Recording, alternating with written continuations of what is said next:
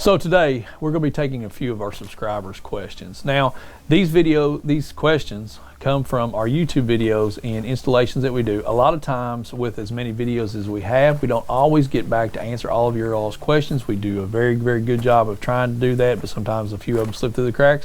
And we're going to answer a couple here today on some of our more common videos. So let's get started. So our first question comes from our 7.3 video that we talk about common oil leaks on the 7.3, and we also did a turbo install where we did a wicked wheel, a high flow EB valve delete.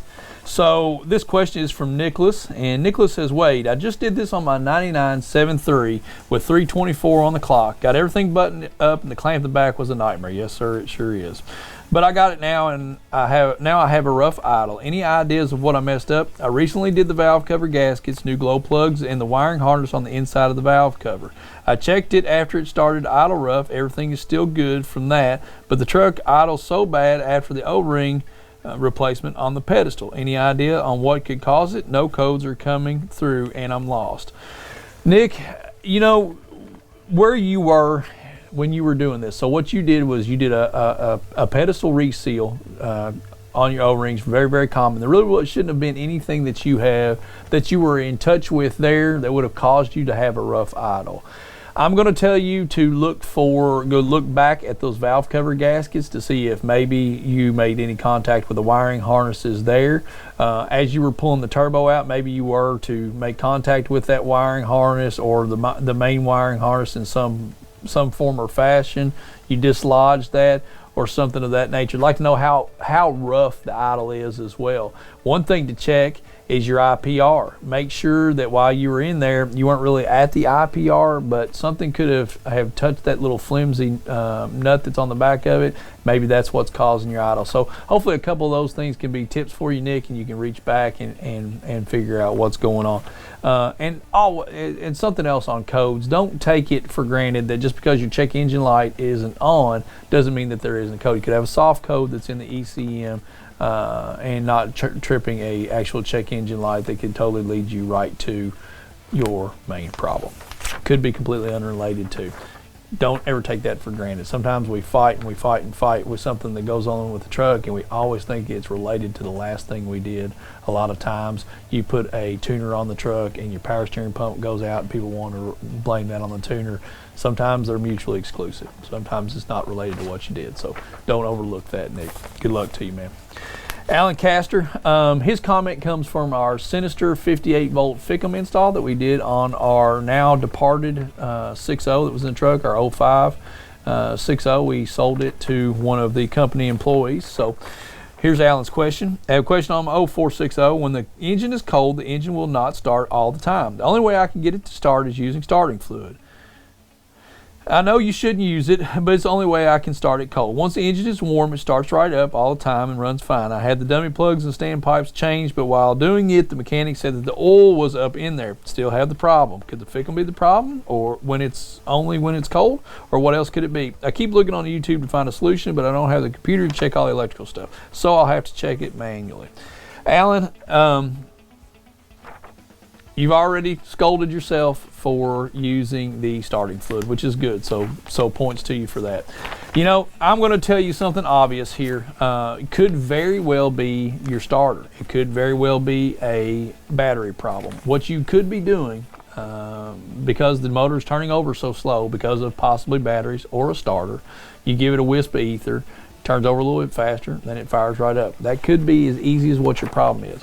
You could have an oil leak down, which is a little bit more complicated than just batteries or a starter. With an oil leak down, which I'm thinking that if you've already checked your batteries, checked your starter, that's probably what you're looking at. I don't think that you necessarily could have a glow plug problem, but we're going to get back to that. But let's talk in terms of oil leak down. So if you have an oil leak down on the truck, what you're going to need to do is you're going to want to study just a little bit on how to pressurize your oil system and listen for leaks inside of that. And if you hear a leak, that's going to be where you're going to want to go towards to try to find something. So maybe something in the high pressure oil pump cover or high pressure oil pump, maybe injectors leaking by or seals on the injectors or something like that. So study on how to look for that leak. And then the glow plug system is another one as well. If your glow plugs are not actuating, obviously the truck is going to crank over longer. Wisp ether would get the truck running because it's going to crank faster. I'm going to tell you on that one, to see if that's your problem, plug the truck in overnight. If you plug the truck in overnight and it fires right up and you don't have to give it any ether, you don't have to charge any batteries or anything like that, then look for it to be a glow plug system problem. Next, we're going to talk about our video that we did on talking about second gen Dodges 98 to 02 specifically, and problem areas that you have, and just a walkthrough that we did on those trucks. So the question is from Dennis. Dennis says, I have an 01 3500 with a high output 6-speed, and my truck had no gas pedal, but it idles fine. No white smoke, and my brother, the previous owner, told me he did the VP44 5 years ago or 90,000 miles ago. I changed the APPS, air filter, this bolt for the APPS sensor, and the alternator. I think it might be the ECM on the driver's side of the block, and if not, then I don't know what it could be. If anyone has any solutions, I would love to hear them, please and thank you. Dennis, if your truck has zero throttle, and by this question, I think what you're talking about is you're talking about dead pedal, and we're going to talk about that. But if your truck has zero throttle, so by that I mean you get in the truck, you start it, you put the throttle on the floor, and nothing happens to the truck, then you're probably looking at maybe something in the wiring harness. It could be an ECM problem. You want to make sure that APPS sensor is even plugged up, which I'm sure it is because you've already replaced it. But now if you're talking about dead pedal, that's a completely different set of circumstances. So by dead pedal, what we're talking about is when you're driving down the road 55 miles an hour, minding your own business, then all of a sudden the truck throttle falls away. This is another electronic feeling, and then all of a sudden you take your foot off the throttle, push the clutch in, whatever, and then it comes right back. That's going to be something that could be in the PSG of the pump, or it could be in the APPS. You've already replaced that, so we're going to lean towards the APPS of the pump. In that scenario, normally you're going to get a VP44 code for that. Now, the third set of circumstances that we have there is if you're getting in the truck and you turn the truck on and you go to give it throttle and it just acts like it doesn't want to take throttle. Now this is more of a mechanical feeling. Maybe the RPM's raising, but it's really struggling. Usually you're going to get white smoke with this, like it's a timing advance issue, but this is just a struggle, just a chugging. Then at that point I'm going to tell you it could either be something again in the VP44, or this could definitely be a lift pump problem. It'd have to be a pretty extreme lift pump problem, but it could very well be a lift pump problem. So that's something to think about. You know, that takes us to, talking about VP44 failures. We always are so fast to condemn the VP44, but you have to look at these trucks are over 20 years old now. We're running into a lot of wiring problems with these trucks, a lot of ECM problems with these trucks. So, don't always think it's VP44 and just throw a VP44 at it. If your left turn signal ain't working, don't put a VP44 truck on it. Do your due diligence, do your diagnosing, try to take it as far down your line as you can. Very, very basic electrical system on these trucks, very easy to take out. Not always very easy to take out. It's just something that you've got to make sure that you explore all your grounds, that you look at all the wiring schematics, and that you understand what the wiring transition or the wiring for the truck is and what the signals are doing. So good luck, Dennis. If you've got any questions, just give us a call. And William Knight is going to be our last one. This is another VP44 question, and this comes from our VP44 diagnosing video. So I have a question, don't know if you can answer or not, but in the comments, my 2005-9 Cummins automatic always starts, but it takes about 10 seconds. If it's sitting overnight or more than a couple of hours, if the front is slightly uphill, if it's warmed up, and downhill starts immediately. Other problem is when I'm driving and it hits about somewhere around 30 miles an hour, it starts lunging as if I give it gas, and that corrects, but then I'm going 40 miles in a 30-mile-an-hour zone, where 45 does the same thing around 45 to 50, and actually does this when it's shifting. Second or third to fourth, it's when the RPMs go their lowest. It usually lugs, so it's really hard to drive around the city because all the speed limits are in that area a lot of times. I just keep the overdrive off, but still it does it between second and third if I'm just tooling around the city. Do you have any suggestions? Thanks. I also try to make the website or two, see if some of your other patrons might have some other ideas. William, William, I'm going to tell you that your drivability issues, first off, are coming from more than likely a lift pump issue of some sort. So you really need to get a lift pump gauge on the truck and know what your pressures are, know what that flow is as well.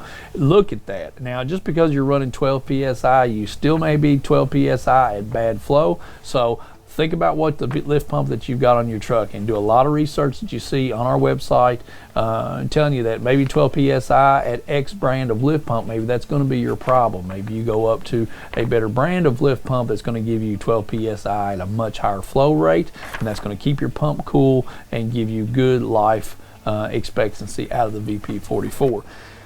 I'm thinking that what you're telling me inside of your question sounds to be more of a mechanical issue, so that's why I'm leaning towards this being a lift pump issue. Now, if this truck is coding for any VP44 code, you could have an electronic issue going on with the VP44, possibly a PSG failure. So that's going to, obviously that's going to lend you to the VP44. But I love the first part of your question because you're a hard start. So we fight a lot of hard start questions here at Thoroughbred Diesel. I love that you have noticed that if you park the truck downhill, that the truck starts fine. That's usually going to lend itself to a leak down. So your leak down could be at the tank, or it could be on forward of the motor at the VP44. Traditionally, if you park the truck downhill with the engine downhill and the truck fires right up, that's usually telling us that our leak down is going to be towards the engine area. So if you park it uphill and then we have, you know, it hard starts at that time, then that's usually telling us that our leak down is going to be at the tank side. So I think that what you've probably got there, I would honestly start with going through all your high pressure connections. Don't take anything for granted. So that way, if you've done injectors or the high pressure oil, or I'm sorry, the high pressure oil pump or the VP44 at any time lately, you're just going to want to check all those connections first off. Just tighten them up just a little bit. All 6 of your injector connections, tighten all of them up. Tighten up the 2 fittings at the VP44, and then maybe even check the fittings on the return line setup. The return line setup for where you have your return line that comes from the VP44 and then meets up with the return line that goes to the tank, and then the return line that comes from the back of the head. So you have a 3-way T there.